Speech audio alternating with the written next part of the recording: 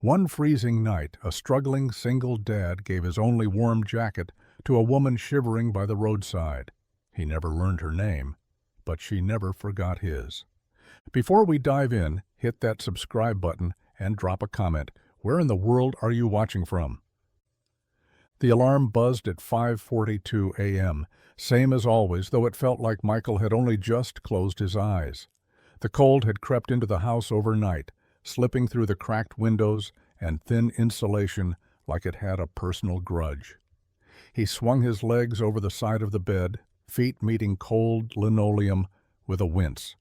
In the corner of the room, Emily was still curled up in her blanket cocoon, hair a tangled halo, hugging her stuffed rabbit like it could keep her warm. He didn't have the heart to wake her just yet. In the kitchen, the coffee machine coughed more than it brewed, spitting out a half cup that tasted like regret. Michael took a sip anyway, then packed Emily's lunch, 2 peanut butter sandwiches and a juice box, all stacked neatly inside a faded pink lunchbox she refused to trade for a newer one. "It's lucky," she'd told him once, and that was enough. Outside, the world was white and quiet, the kind of cold that makes you breathe shallow just to avoid the sting. He scraped the frost off the windshield with a laminated library card. His ice scraper had snapped in half last winter. The car groaned when he turned the key, but it started, barely. Emily joined him a few minutes later, bundled like a marshmallow in mismatched mittens and boots that were getting too small. She hummed as she climbed into the back seat, the way she always did when she sensed her dad was stressed. She never asked, she just filled the silence with something gentle. That's what made her different. As he backed out of the driveway, the gas light flicked on again.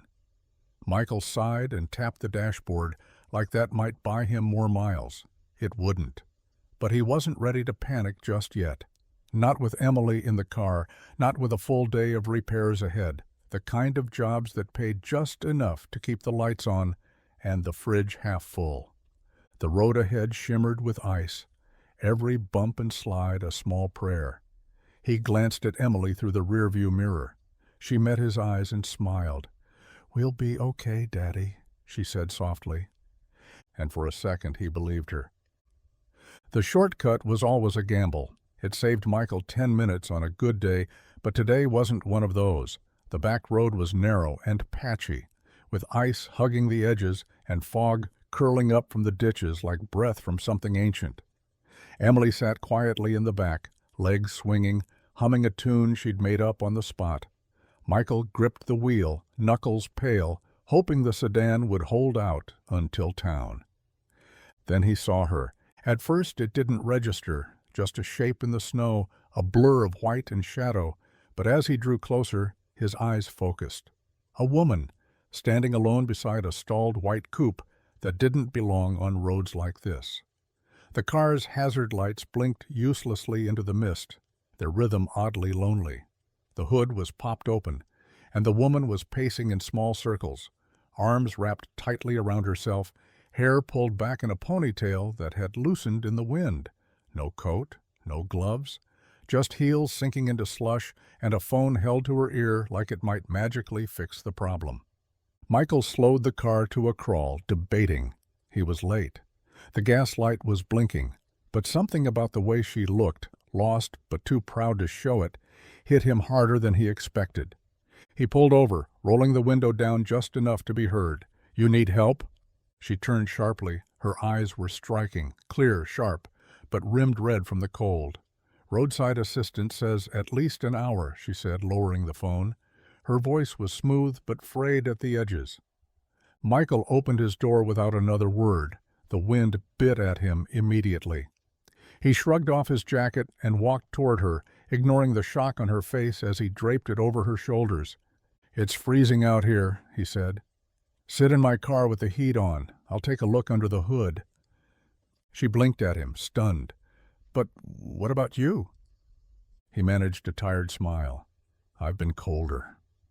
And with that he bent over the engine, sleeves rolled, breath fogging in the air, while behind him the woman in his jacket watched like no one had ever done something like that for her before.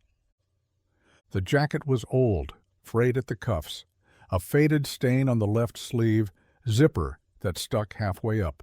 Michael had owned it since before Emily was born. It wasn't pretty, but it was warm. It had seen more winters than he cared to count, patched once by his late wife and again by Michael himself after a run-in with a loose belt under a truck hood. That jacket had history. It smelled faintly of engine grease and coffee. But he didn't hesitate. The moment he saw her shivering in that paper-thin blouse, arms locked around herself like a shield, he pulled it off his back and offered it without a word. She blinked at him, like kindness was foreign. "Are you sure?" she asked, voice low, uncertain. Her breath came out in short clouds, lips starting to lose their color. "You'll freeze out here," he said simply, draping it over her shoulders. "I'll be fine." It swallowed her frame, sleeves hanging past her fingers. She tugged it close anyway, like it might anchor her. Michael didn't ask what her name was or what she was doing out here on this road alone. He didn't ask why a woman driving a six-figure car didn't have a coat. It wasn't his business. What mattered was getting her warm and safe until help arrived. "I've got a daughter," he said suddenly, pointing toward the running car. "She's in the back seat. Heat's on. Go sit with her if you want. I'll stay out here." The woman hesitated, then nodded slowly and walked toward the car.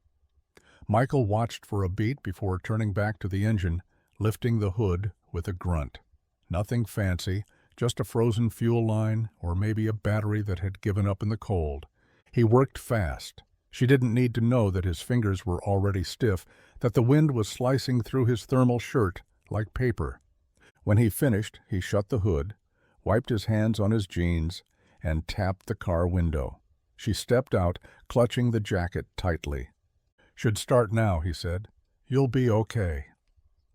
Before she could speak, he gave a nod and walked back to his own car. The door creaked as he climbed in, and the cold rushed in behind him. Emily looked up from her seat. "Dad, your jacket?" Michael smiled faintly, hands trembling slightly on the steering wheel. Someone needed it more. And without waiting for thanks or names, he drove off into the frost, unaware that the woman now holding his coat wasn't just someone passing through, she was someone who would never forget. She stood there long after his car vanished, the red taillights shrinking into the white, swallowed by the curtain of snow, like a memory being erased in real time. Her breath fogged the cold air, slow and uncertain now, as if even her lungs were stunned by what had just happened. The jacket draped over her shoulders was far too big, heavy in all the ways that made it feel real. The scent of motor oil clung to the lining, mixed with something faintly like cedar and soap. She pulled it tighter. She didn't know his name.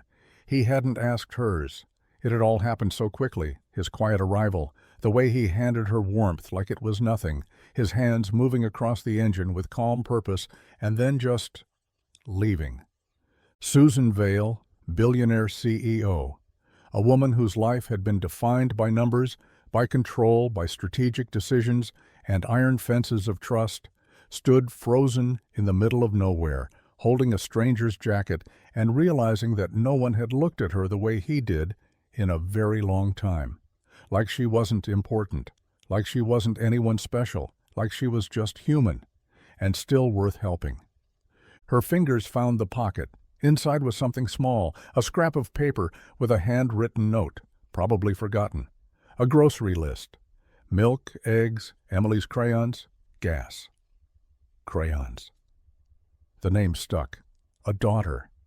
That explained the quiet strength, the groundedness, the way he didn't flinch or ask questions. He was used to putting others first. Susan blinked hard, throat tight for reasons she couldn't explain. This wasn't the kind of moment she was used to. In her world, generosity came with signatures. Smiles came with fine print. Nothing was ever given freely, not anymore. But this man, whoever he was, had changed something, not dramatically, not loudly, but deeply. She slid into the driver's seat, the engine now purring like a cat who had never been sick. The jacket remained around her shoulders, unreturned, unasked for. And as she drove off, one thought kept circling through her mind like snowflakes on the windshield. She had to find him. Somehow, someday, She had to. By the time Michael pulled into the garage lot, the sun was just beginning to scrape across the horizon, casting pale light across the frost-covered windows of Turner's Auto. The old sign squeaked in the wind, and the morning air bit harder without his jacket. He rubbed his hands together briskly, more to keep them moving than for warmth. The cold he could handle. What lingered was something else, a strange stillness in his chest, like a quiet echo from the roadside that wouldn't go away.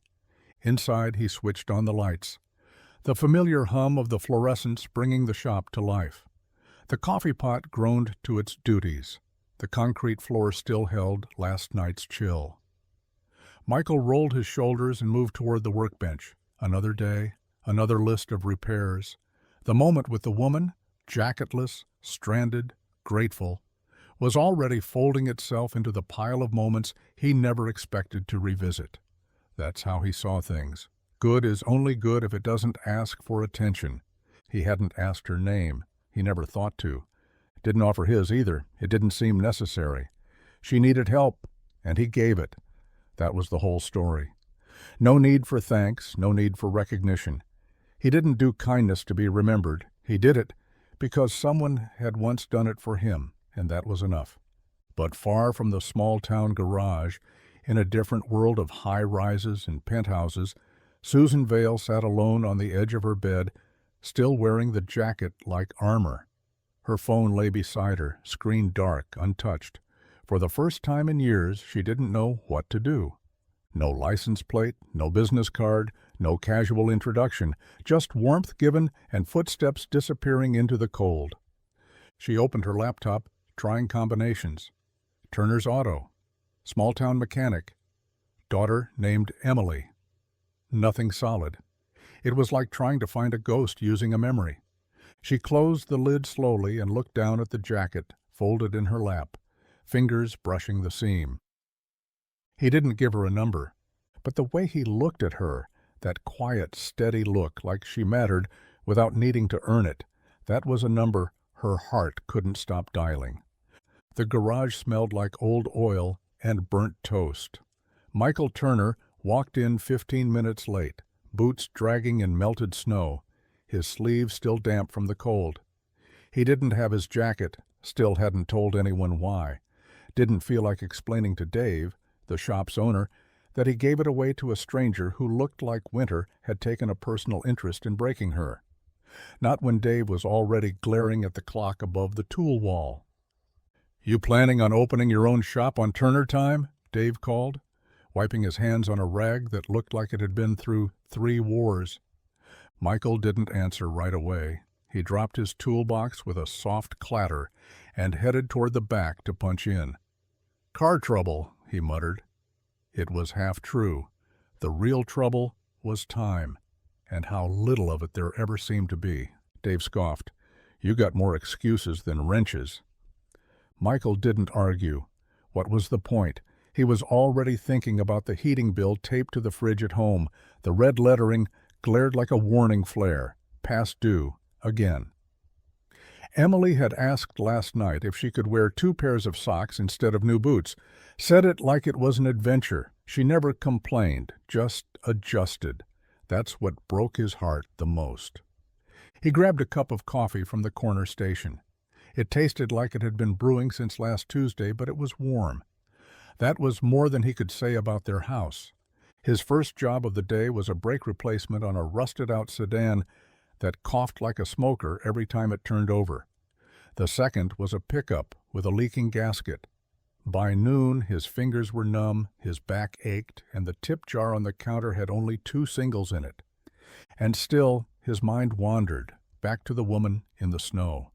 The way she'd looked at him, not with pity, not like someone slumming it among the working class. Just human. He hadn't expected to think about her again, but kindness, it turned out, sometimes leaves a colder absence than indifference. The city moved around her like a machine, impatient, polished, and never quiet. Susan Vale sat cocooned in the back seat of her chauffeured town car, the tinted windows filtering the chaos into something distant and unreal. Outside, snow fell in lazy spirals, but inside the air was warm, the leather seats spotless, the silence thick. She still wore his jacket. It clashed with everything around her. The sleeves were too long, the fabric smelled like gasoline and pine, and there was a tiny burn mark near the cuff. But she couldn't take it off. Not yet. Not when her fingers kept finding the faint thread of a name stitched just inside the lining.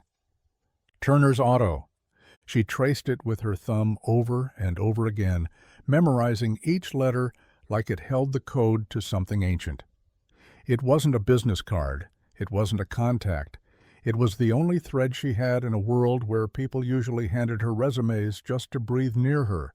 But he hadn't asked her name, hadn't wanted anything, and that had shaken her more than she cared to admit. Her driver, Mark, glanced in the rear view. "Everything all right, Miss Vale?" Susan didn't answer right away. She was staring out the window at the cold city street, where a man in a tailored coat rushed past a homeless woman without even turning his head. She finally spoke. "Do me a favor, Mark." "Of course."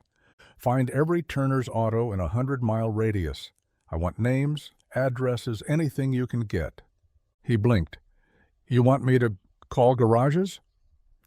She nodded, her voice soft but sharp around the edges.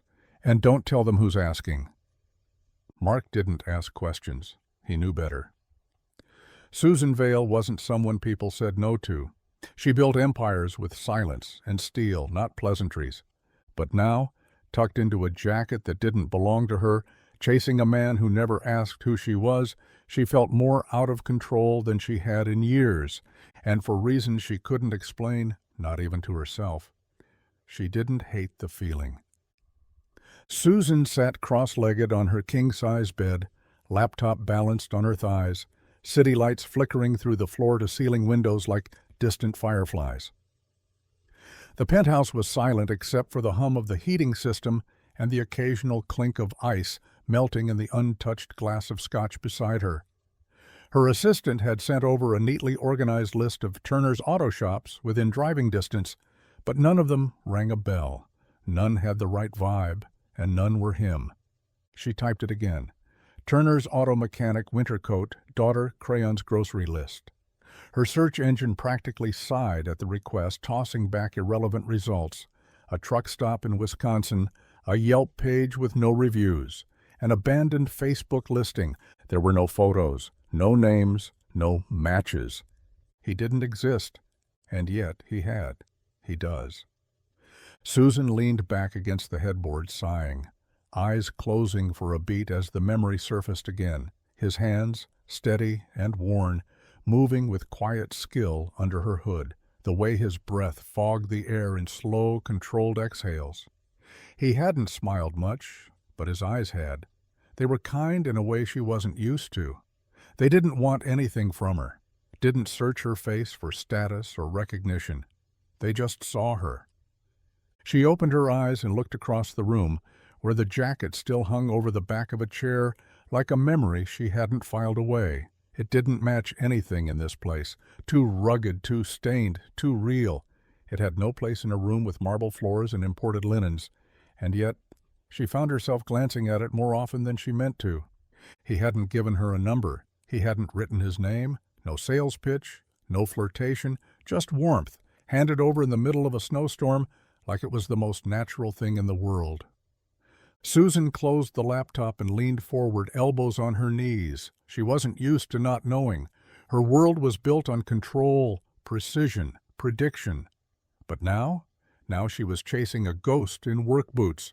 She didn't even know his name, but somehow that made it feel even more important to find him. Susan stood at the edge of her rooftop terrace, arms wrapped around herself, not because she was cold, but because something inside her felt strangely exposed. The city below pulsed with its usual rhythm, taxi horns, blinking lights, a sea of movement and noise that always made her feel powerful. But tonight, it only made her feel far away. From him. From that road. From that moment. The jacket still hung on the back of the armchair in her bedroom. She hadn't worn it again. Couldn't. It wasn't hers. Not really. But she couldn't bring herself to let it go either. It carried something weightier than fabric and stitching. It carried him.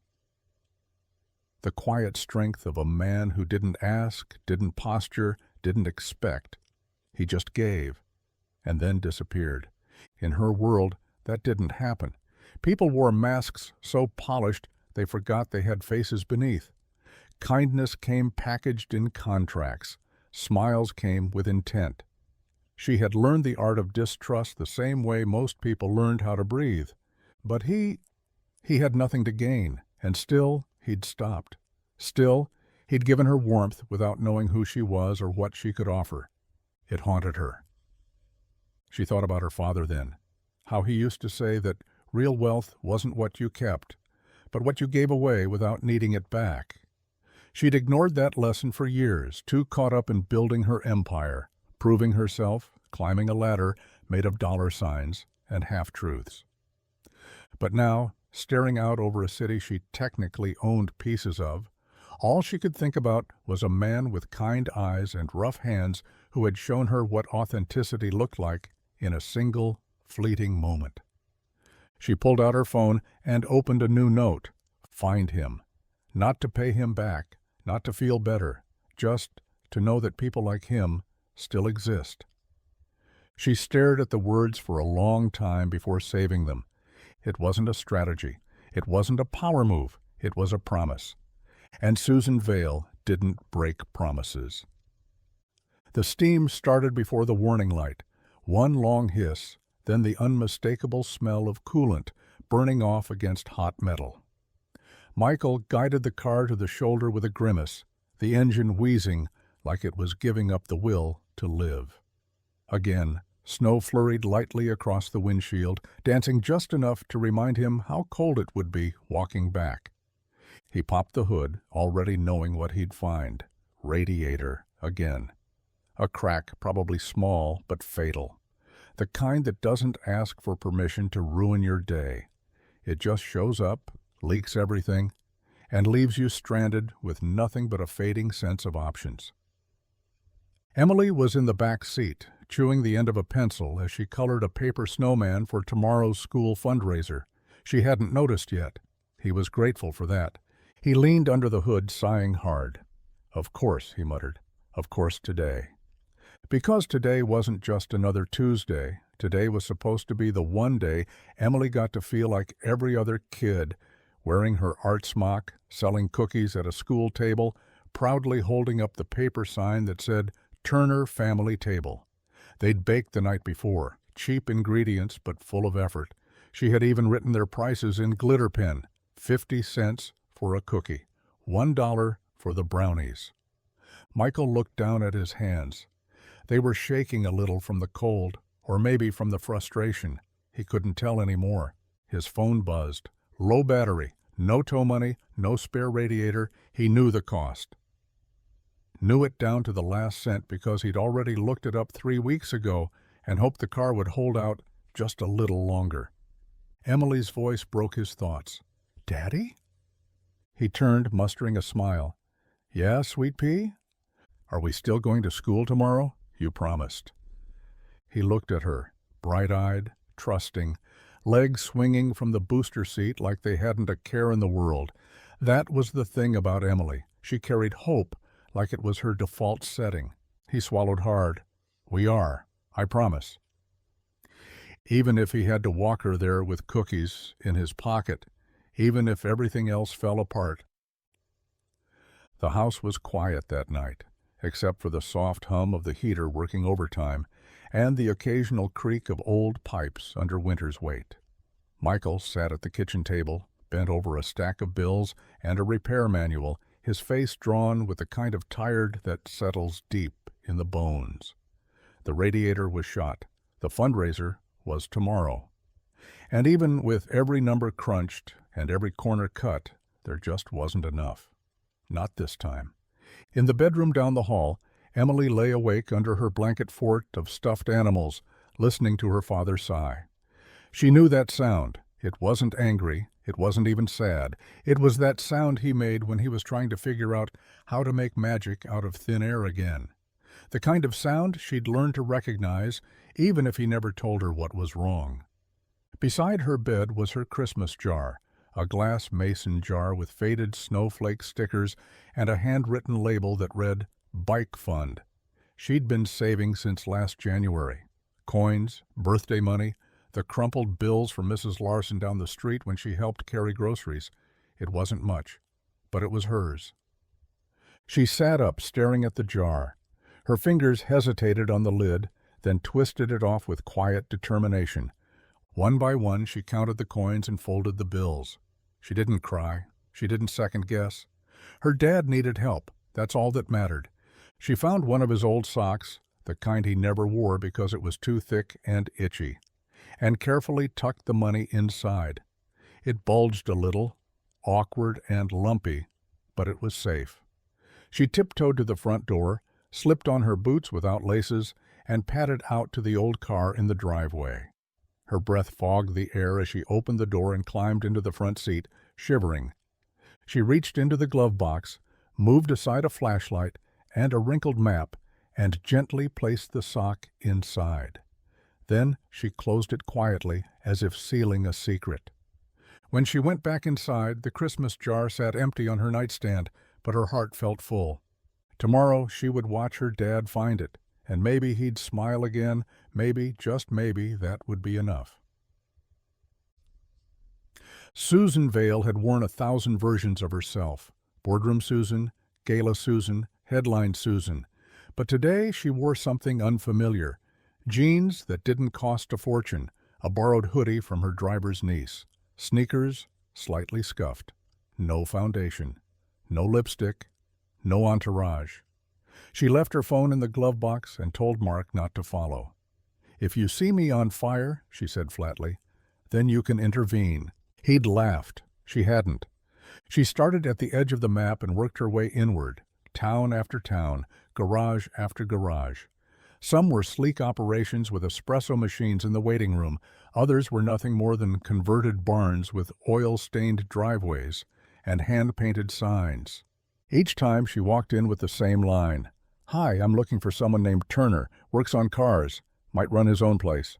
Most shrugged. Some asked if she was selling something. One offered her a job. No one recognized the man in her memory, the one with kind eyes, steady hands, and a daughter who colored quietly in the back seat. By the 5th stop, her patience frayed. The heels of her palms ached from gripping the wheel. She hadn't eaten since morning. Her reflection in a gas station window startled her. A woman stripped of armor, red-nosed and tired, hair pulled back in a loose braid that was starting to fall apart. But still. She kept going. It wasn't about returning the jacket anymore, not really. It wasn't even about saying thank you. It was about finding the only moment of real she'd had in months, maybe years. And with every small-town detour, every awkward conversation with grease-streaked mechanics who gave her sideways glances, she felt something unfamiliar chipping away at the walls she'd spent her life building. Humility. She wasn't used to needing help. She wasn't used to asking. But he had helped her without question. The least she could do was return the favor. So she circled the next dot on the map with a tired sigh and whispered under her breath, "One more." And then one more after that. It wasn't on the main road. She almost missed it, just a rusted piece of metal barely hanging from a bent post, half hidden behind a row of snow-heavy pine trees. The words were faded but unmistakable. Turner's Auto. The paint had chipped away in most places, and the T looked more like a crooked 7, but it was there, real, standing like a stubborn relic from another time.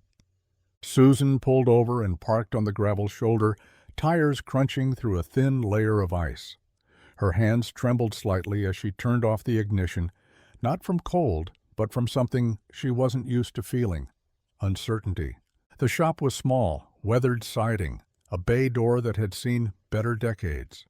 A single window with a hand-painted "Closed for Lunch" sign swinging lazily in the breeze. There was no fancy branding, no glossy decals, no curated image, just a quiet place doing honest work. She sat in the car and stared at it, unsure what to do next. Her reflection in the rearview mirror looked back at her, hair wind-tossed, lips bare, eyes shadowed with anticipation, and something she didn't want to call hope. Could it really be him? After all the dead ends, the polite no's, the looks of confusion when she'd mentioned Turner, this felt different. This felt like the right kind of quiet, the right kind of humble, the kind of place a man would run who would give a stranger his only jacket and disappear before taking credit. She stepped out, boots sinking slightly into the half-melted slush. The cold hit her immediately, but she didn't mind. The air here smelled like pine and diesel, like something grounded. She walked up to the door and peered through the fogged glass. Tools lined the walls, a child's crayon drawing taped to the cash register, a photo of a little girl in rain boots beside an old truck. Susan's heart skipped. She stepped back, folded her arms, and leaned against the hood of her car. So this was it. She was finally here, and for the first time in a long time, she didn't know what she was hoping for, only that she was hoping. The bell above the garage door gave a tired jingle as it swung open. Michael stepped inside with snow still clinging to his boots and Emily's purple lunchbox tucked under one arm. His shoulders sagged from the weight of another rushed morning, the busted radiator, the late start. The way Emily had smiled through it all, like her world hadn't begun to unravel. He hadn't even had coffee yet. He muttered a quick apology to the empty room, not realizing anyone was there. "Sorry, just got back. Had to drop my kid at school. Be right with you." He didn't look up right away, just crossed to the counter, set the lunchbox down, wiped his hands on his jeans out of habit. When he finally did glance toward the waiting area, he froze.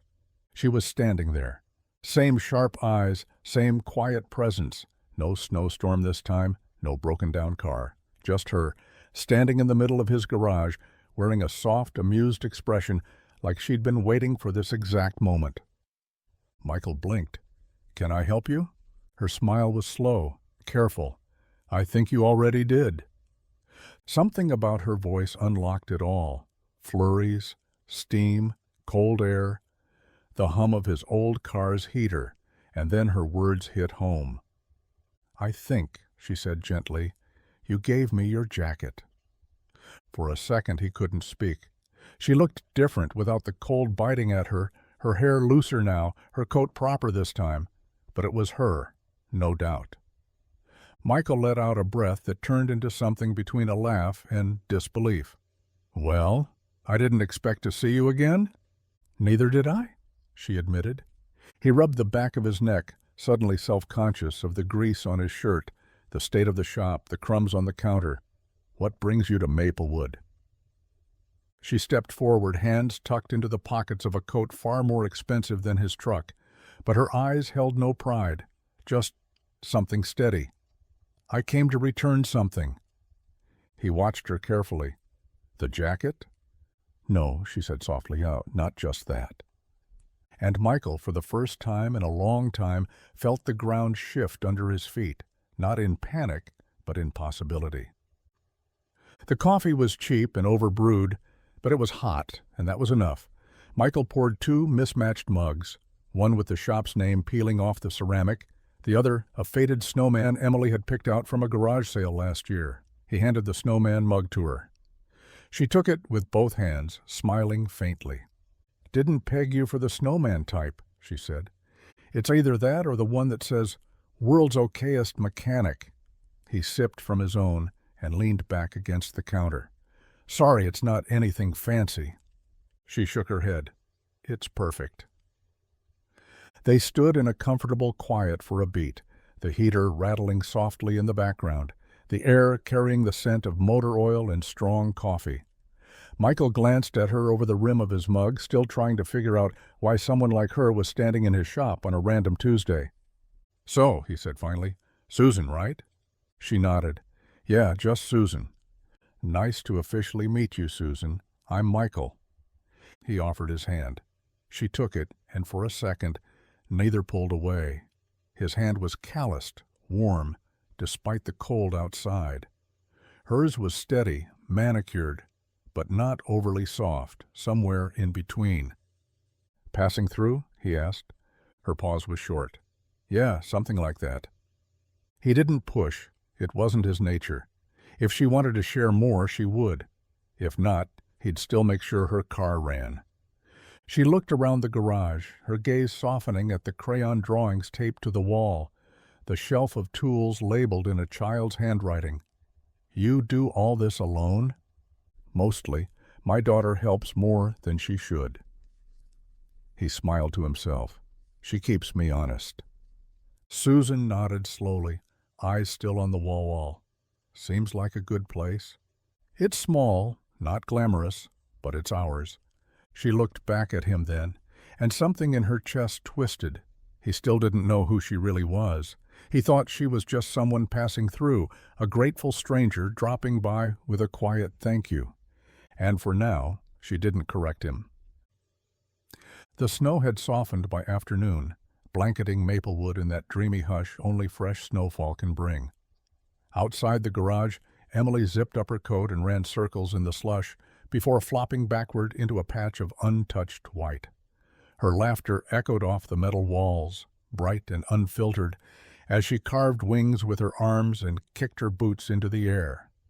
Inside, Michael was on a stepladder, sorting through boxes of spark plugs and brake pads, while Susan stood below, catching the ones he tossed down with surprising ease. Careful with those, he said. They're not fragile, but they do bite back if you drop one on your foot. Susan smirked. I'll take my chances. He glanced down at her, eyes crinkling. You're not half bad at this. She shrugged, brushing snow from her sleeves. I've sorted worse things. He raised an eyebrow. Yeah, like what?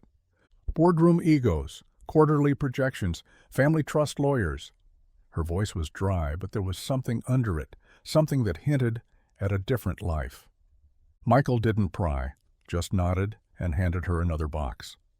They worked like that for a while, in a rhythm that felt oddly natural, like she'd always been part of the cluttered garage, part of the slow and steady mess that made up his day to day. Through the open bay door, Emily's voice rose again. Dad, look! I made a triple angel!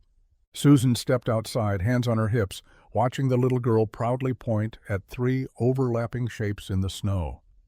Emily looked up at her and grinned. Want to make one? Susan hesitated. I'm not really dressed for it. That's okay, Emily said. Snow angels don't care what you wear. And before she could argue, Emily flopped down again and waved her arms in wide, joyful strokes. Susan laughed. It startled her how easy it was, how warm it felt despite the cold. She caught Michael watching her, a small smile tugging at the corners of his mouth.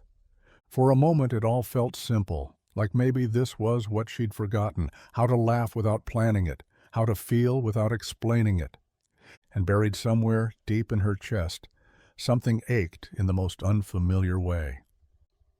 As the sun dipped low behind the snow-covered rooftops of Maplewood, the garage took on a golden glow, softened by the dusty windows and the hum of the old space heater clicking in and out. Michael wiped his hands on a towel, oil-stained and tired, but content in the quiet sort of way that came after a day of honest work. Emily was inside, sipping cocoa with too many marshmallows, watching a cartoon flicker on a tiny portable screen. Susan stood near the counter, jacket draped over her arm, not the one he'd given her, but the one she'd brought today, the one that matched her world.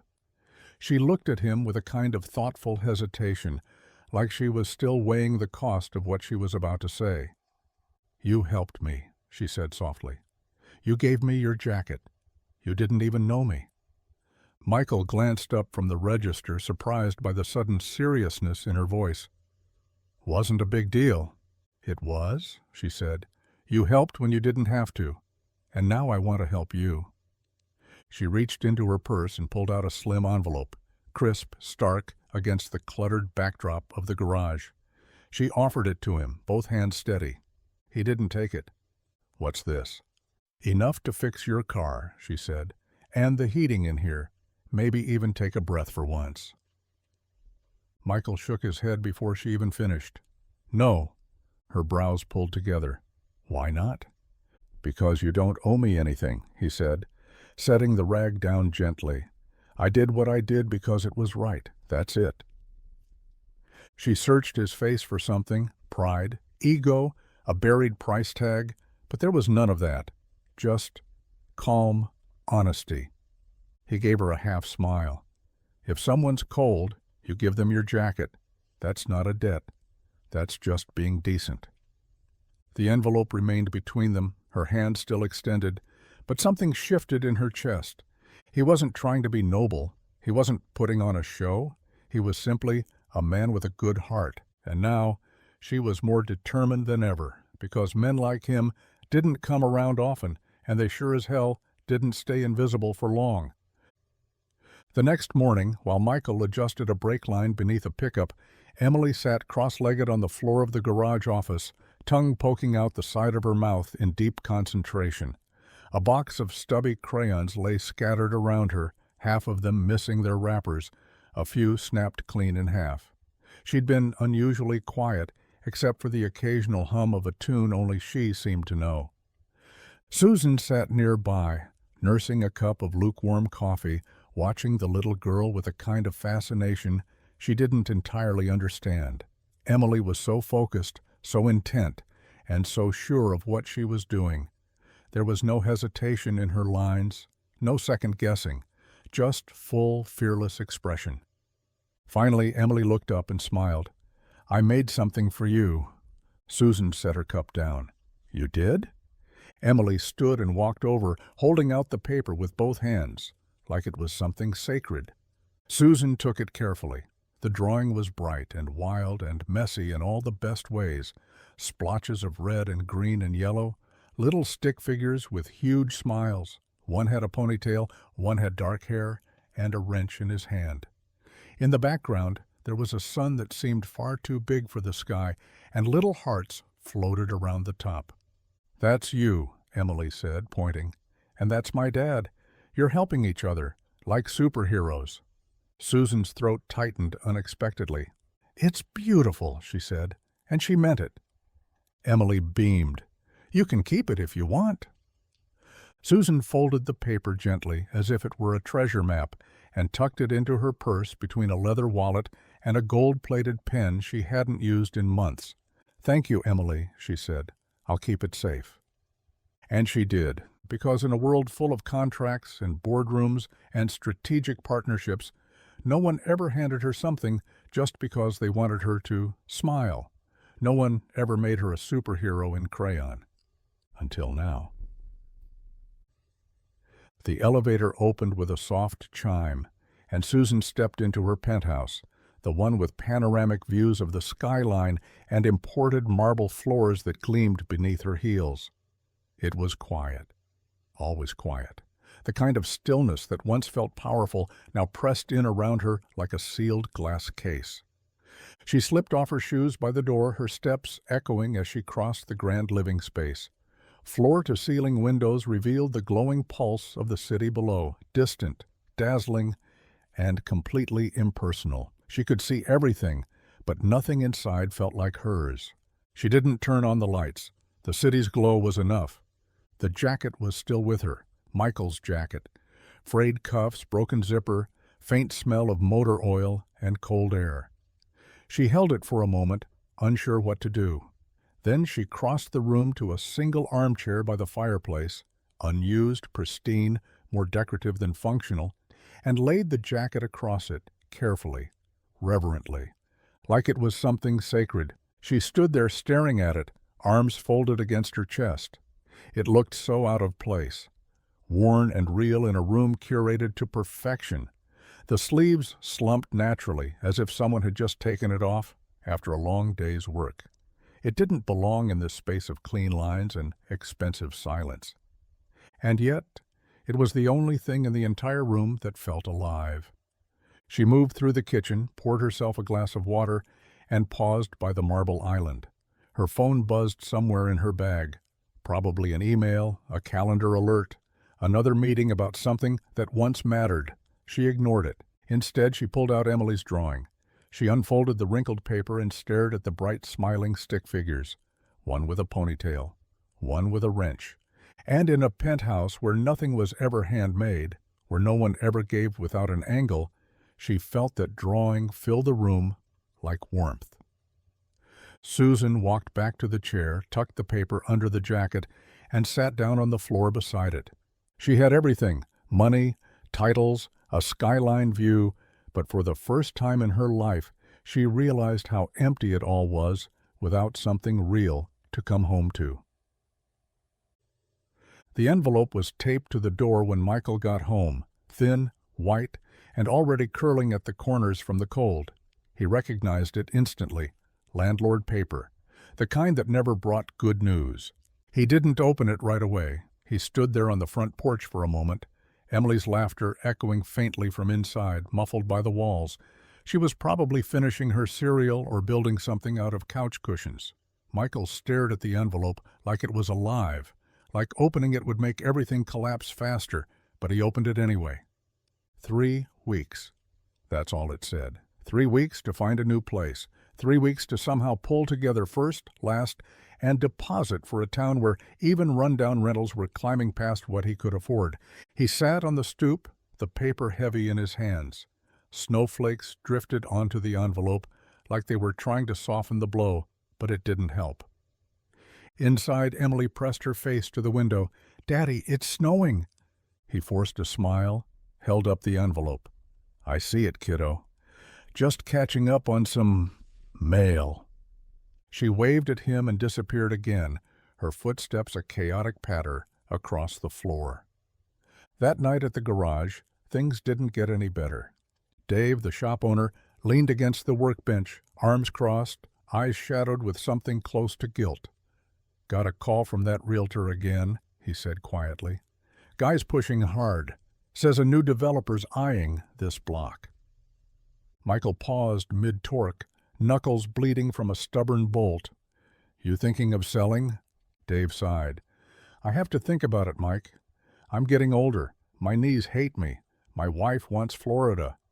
Michael nodded, jaw tight. "How long?" "Month, maybe less.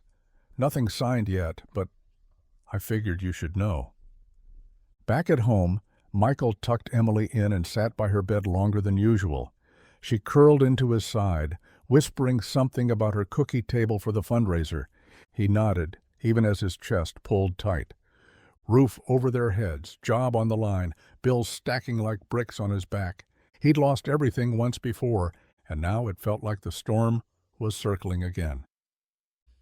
The chime above the garage door rang again, low and lazy, as Michael wiped his hands on a rag and looked up, ready for a walk-in oil change or maybe someone with a snowed-in battery. He wasn't ready for her. Not again, not this soon.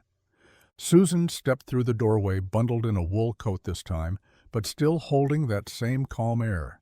She smiled, casual, like this was just another errand on a snowy afternoon. But her eyes flickered, searching his face for something: recognition, permission, maybe even curiosity. Michael blinked. "You having more car trouble?" She glanced over her shoulder, as if to check that her luxury SUV was still parked out front. Something like that. He raised an eyebrow, wiping grease from his knuckles. "Funny how that keeps happening." She tilted her head, smirking. "Maybe I just trust your work." Michael chuckled, but something about her presence felt different this time, like she wasn't just here to chat or return a favor. There was a weight to it. She walked deeper into the garage, carefully stepping over a coiled air hose. "Actually, I wanted to ask you something." Michael nodded slowly. "All right." "I have a team," she started, "that's testing performance engines. Quietly. Off the radar. It's not your standard corporate thing. It's small, honest work. We're looking for someone who knows engines, who's good with people, and who doesn't panic when things get complicated." Michael leaned against the counter, crossing his arms. "And you thought of me." "I haven't stopped thinking about you, Michael," she said plainly. "You gave me something when I needed it. Now I want to offer you something in return. Not a favor. A job. Real pay. Real future." He frowned, searching her face. "Why me?" "Because you're the kind of man who gives away his only jacket without blinking. She stepped closer. "That's the kind of person I want in my world." Michael didn't speak for a long moment. The heater clanked in the background. Outside, snow slid from the roof in a slow, quiet sheet. And somewhere beneath all the noise, something cracked open in him. Not doubt, but a whisper of what if. A job, a way out, maybe even a beginning. Michael sat at the kitchen table staring at the business card Susan had left behind. No company name, just her cell number and an address scribbled in neat handwriting. Below it a note, "Tomorrow 10 a.m., if you're curious." It was the kind of card that didn't belong in a place like this. On a scarred wooden table surrounded by unpaid bills, a cracked salt shaker, and a half-eaten plate of toast Emily hadn't finished. He turned the card over in his hand like it might give him a different answer the second time around. Across from him, Emily was coloring. She hadn't said much since he got home, but she watched him the way kids do, quietly, completely, like they can see everything you're not saying. "Are you going to go?" she asked, not looking up. Michael sighed. "I don't know. It feels weird, like charity." Emily paused, pressing her crayon harder than usual. "Is it still charity if you earned it?" He didn't answer. He didn't know how. She glanced up then, all freckles and softness. "You always help people, Daddy. Maybe it's okay to let someone help you back." That landed harder than he expected. He looked at her, really looked at her, the boots too small for her fast-growing feet, the lunchbox she had filled with a half-pack of Oreos to share at school tomorrow, the drawing taped to the fridge with him and her standing under a rainbow that said "My hero." She was growing up in a world that kept asking for more than he had to give. And still, she believed in him like it was a fact, like sunrise. Maybe it was okay to let someone help. Maybe it wasn't about pride anymore.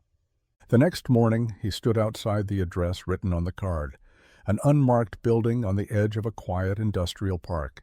His boots were clean, his shirt tucked in. Emily had straightened his collar before he left, grinning the whole time. "You look like a superhero undercover," she'd said.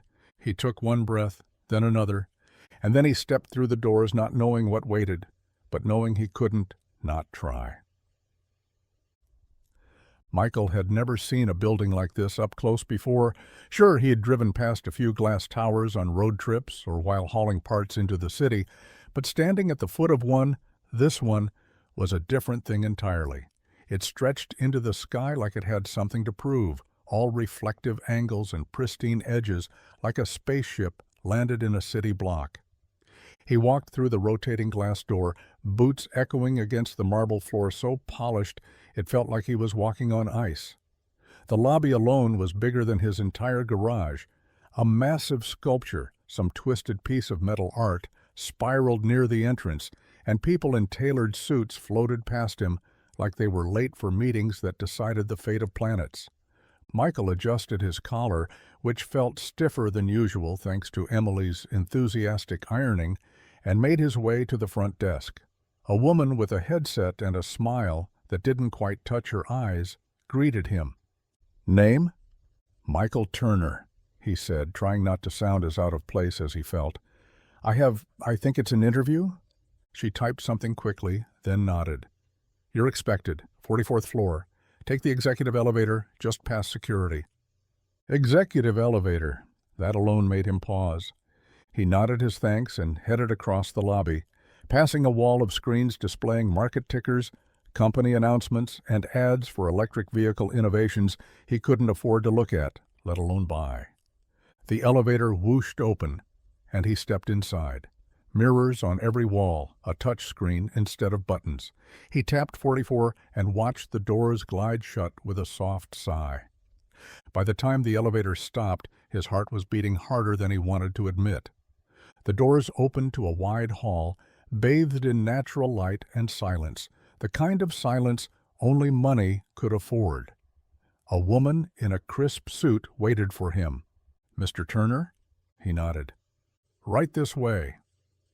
He followed her into a sleek boardroom where the walls were glass, the chairs were leather, and the view stretched endlessly across the city skyline, and still He had no idea Susan Vale owned every inch of it. The meeting had ended hours ago, but Michael still sat in the back corner of the rooftop lounge, untouched coffee growing cold in front of him.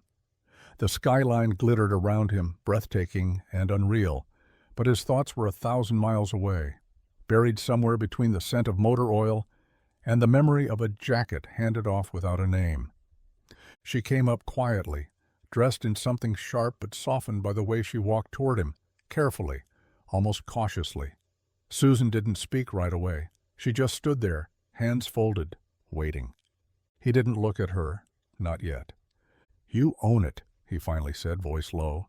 "The building, the company, all of it." She exhaled like she'd been holding that breath since the day they met. "Yes." "You let me think you were just someone passing through." "I was passing through," she said gently. "At least that's what I thought. Until I wasn't." Michael looked at her then, eyes sharp with something she hadn't seen in him before. Hurt. Why pretend? The question landed harder than she expected. "I didn't mean to lie," she said. I didn't know how to be Susan Vale around you. Not the version people expect. I wanted to be seen without the title, without the noise." He looked away again, jaw tight. "You think this is noise?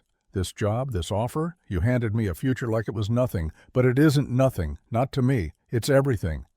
"I know," she said softly. "That's why I wanted to give it to someone who deserved it." He stood up then, slowly, coffee forgotten. "You should have told me. I was afraid you'd pull away." He met her eyes, tired, disappointed, searching for the girl from the snow. "Looks like you were right." And with that he walked past her, footsteps echoing across the polished floor. She didn't call after him, not because she didn't want to, but because, for the first time since they met, Susan Vale didn't know what to say.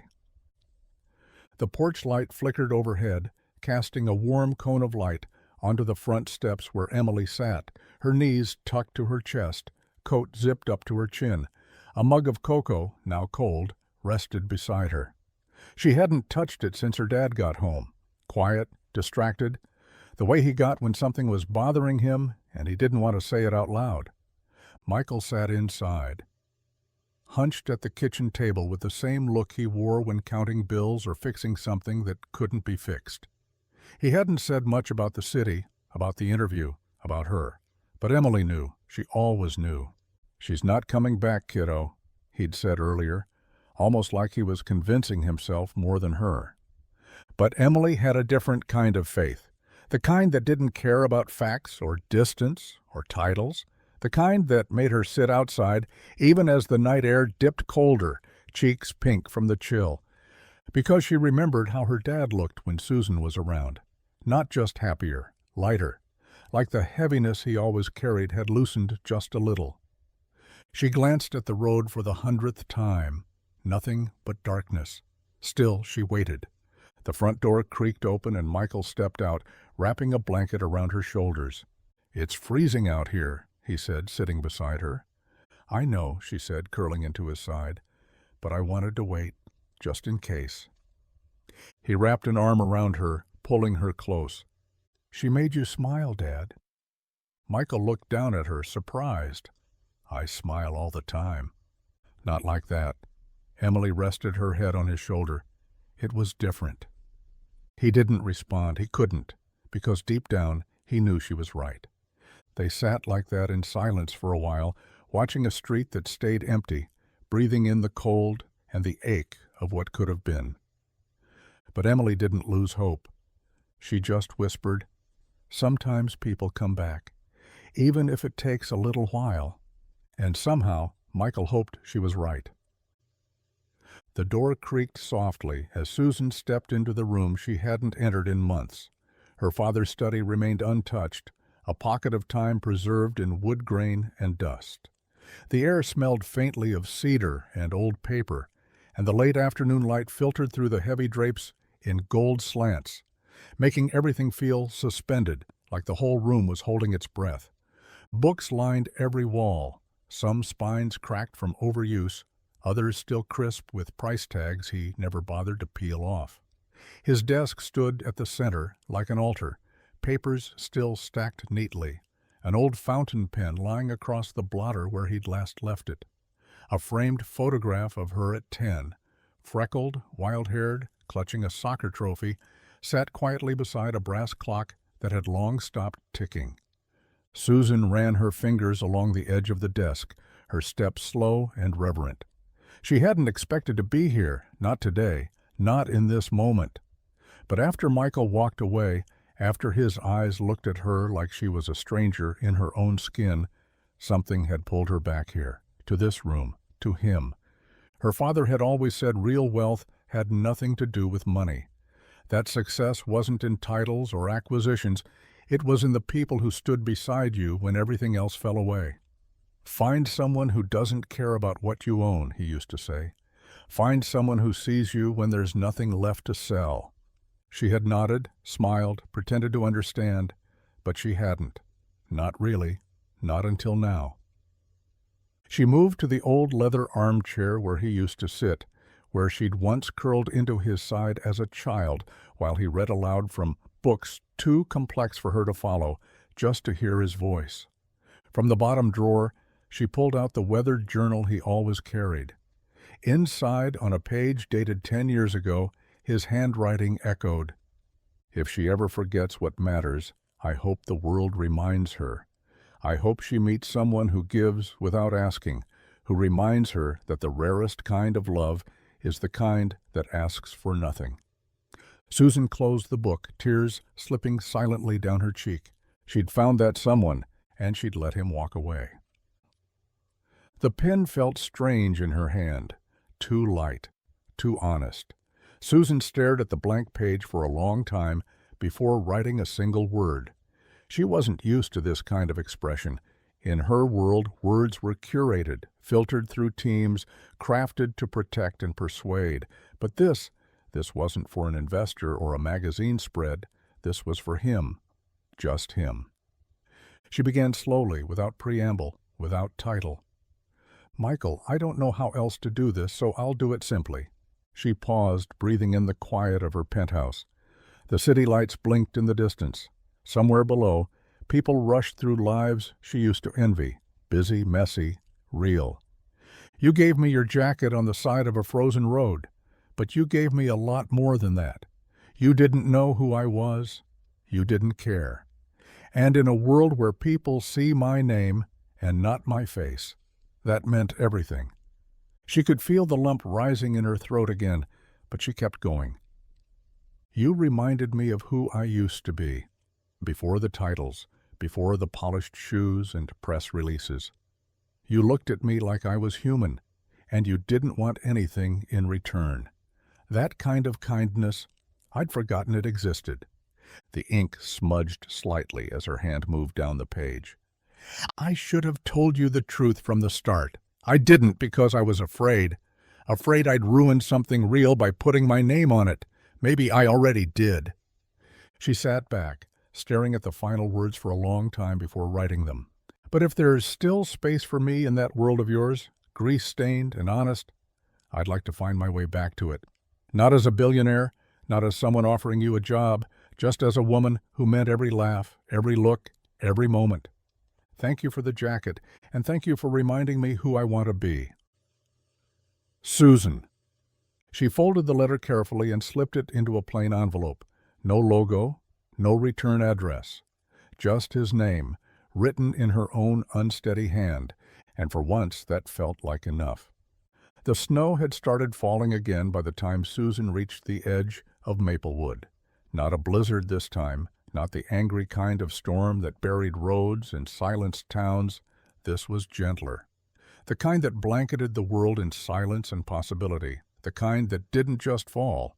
It returned. Soft, steady, familiar. She turned off the main road, her SUV rumbling down the same route she'd taken weeks before, back when she was running from herself more than to anything. But this time felt different. No disguise, no rehearsed excuses, no pretending to be someone else. This time she came back knowing exactly what she wanted, and exactly who she wasn't trying to impress.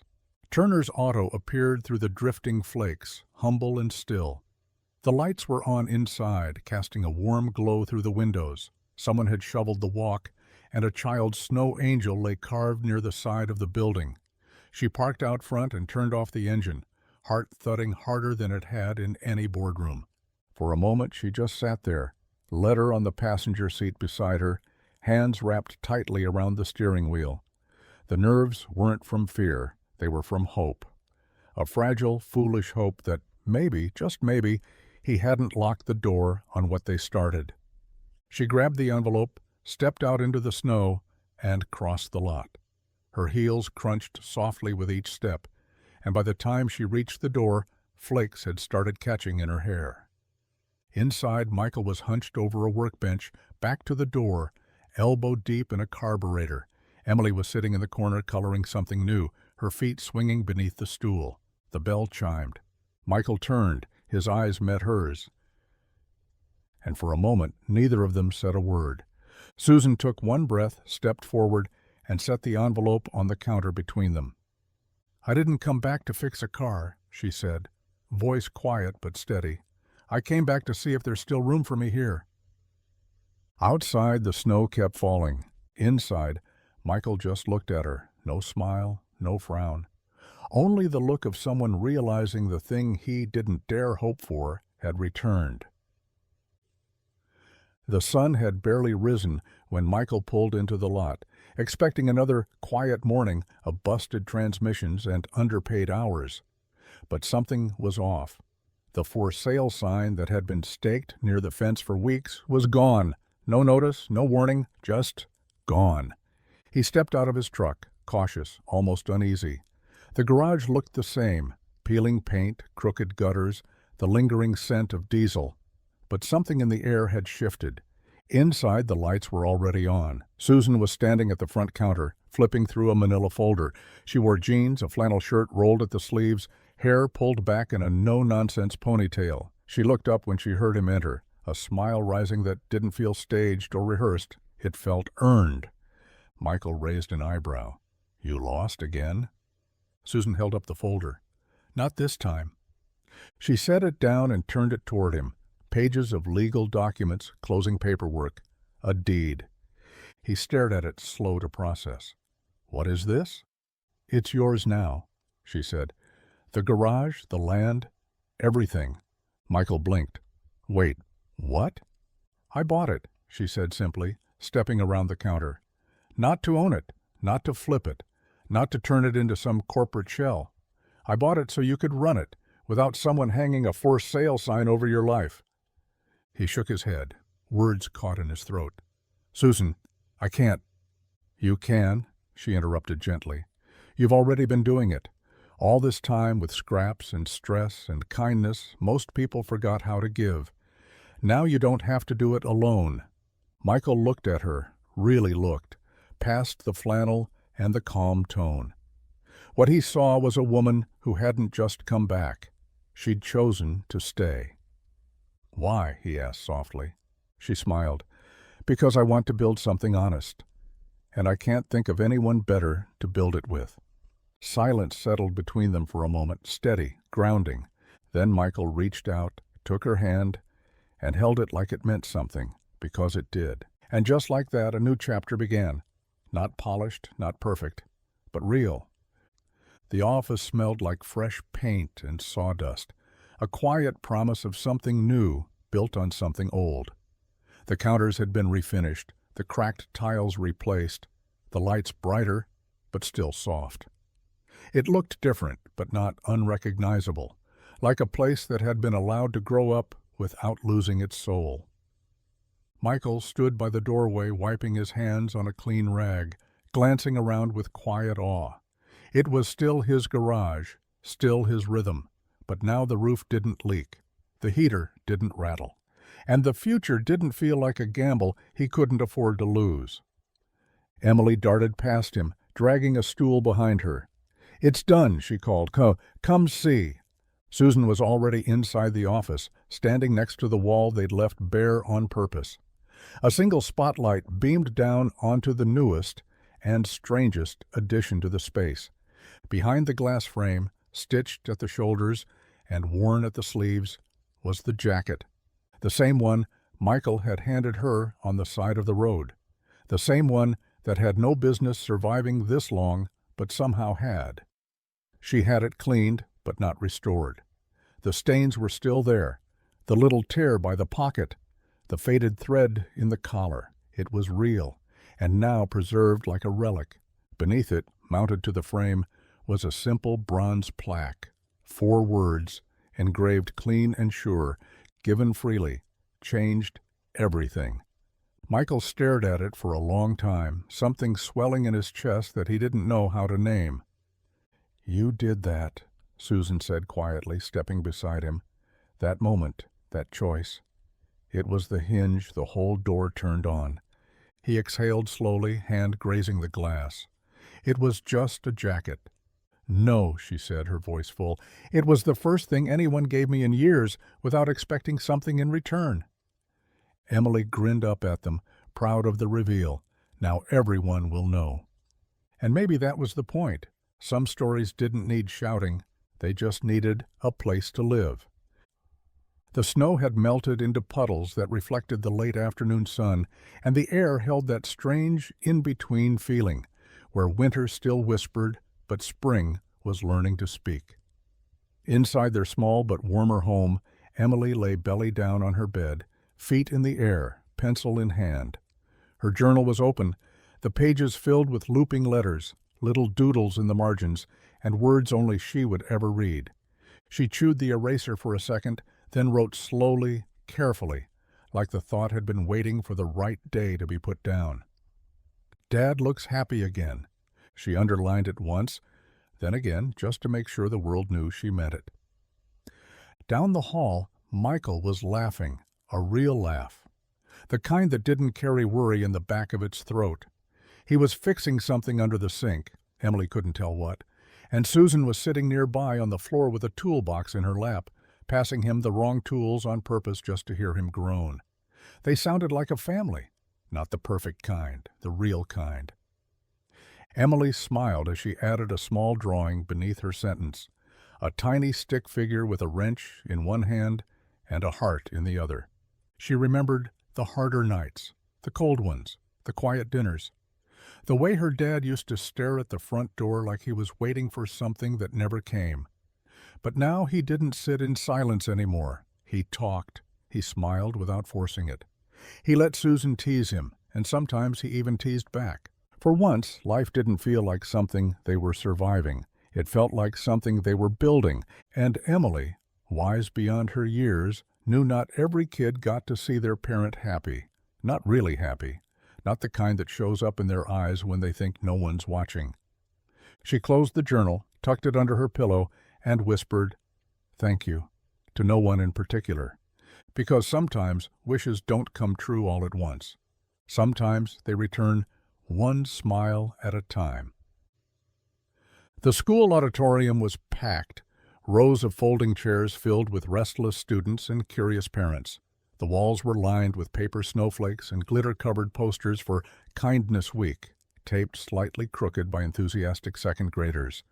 At the front of the room stood Susan, poised, calm, but softer now. Her heels were modest. Her hair was pulled back in the way Emily always liked, and a small microphone clipped to her collar hummed faintly as the principal introduced her. She stepped forward as the applause faded, scanning the sea of young faces before landing on one in the front row. Emily, now 13, sitting straight and proud, a knowing grin tugging at the corners of her mouth. Susan took a breath, and then, with no notes, no slides, she spoke. "I want to tell you a story," she began, voice steady, "about a girl who once stood in the snow with nothing, no coat, no help, no one who knew who she really was." The room grew still. Even the fidgety kids stopped to listen. "I wasn't poor. I wasn't lost in the way you might think. I had money. I had a title. I had everything people say you're supposed to want. But that night, on the side of a quiet road, I was more alone than I'd ever been in my life." Her voice softened. And then, out of nowhere, someone stopped. A man with grease on his hands and a tired look in his eyes. He didn't ask for my name. He didn't ask what I could offer. He just gave me his jacket, the only one he had, because I was cold. A few gasps from the back. Some of the teachers glanced at each other, smiling. That stranger didn't see me as a billionaire. He didn't see me as anyone important. He just saw a person who needed warmth. Susan paused, emotion catching in her throat before she smiled. I married that stranger. A ripple of awe moved through the room. She looked down at Emily, who gave her a tiny thumbs up. And that jacket, Susan said, now hangs in our family's garage, with a plaque that says, "Given freely. Changed everything." She stepped back as the applause began to rise. Because sometimes the best stories aren't about fortune or fame. They're about a moment, a choice, a girl in the snow, and the man who stopped.